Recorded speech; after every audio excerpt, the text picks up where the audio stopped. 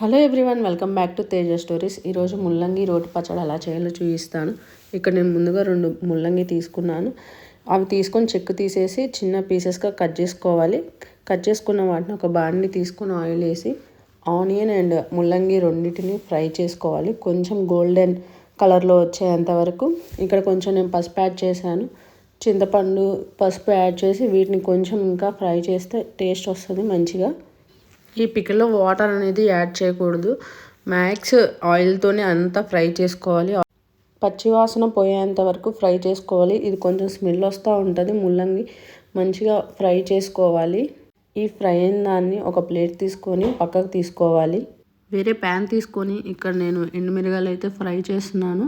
ఈ ఫ్రై అయ్యాక కొంచెం జీలకర్ర, ధనియాలు ఇవి యాడ్ చేయాలి. మన టేస్ట్కి కావాల్సినవన్నీ యాడ్ చేయాలి. నేను అన్ని ఎండుమిరగాయలు, ధనియాలు, జీలకర్ర ఇవి 3 కలిపి ఫ్రై చేశాను.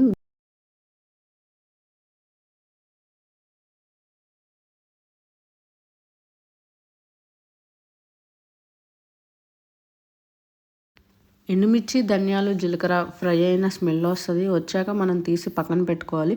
ఒక మిక్సీ జార తీసుకొని మనం ముందుగా వేయించి పెట్టుకున్న ఇవి ఎండుమిరగాయలు, ధనియాలు, జీలకర్ర అవన్నీ, చింతపండు అన్నీ మిక్సీ వేసేసుకోవాలి. రోట్లో అయినా చేయొచ్చు, నేను మిక్సీ జార్లో వేసేసాను.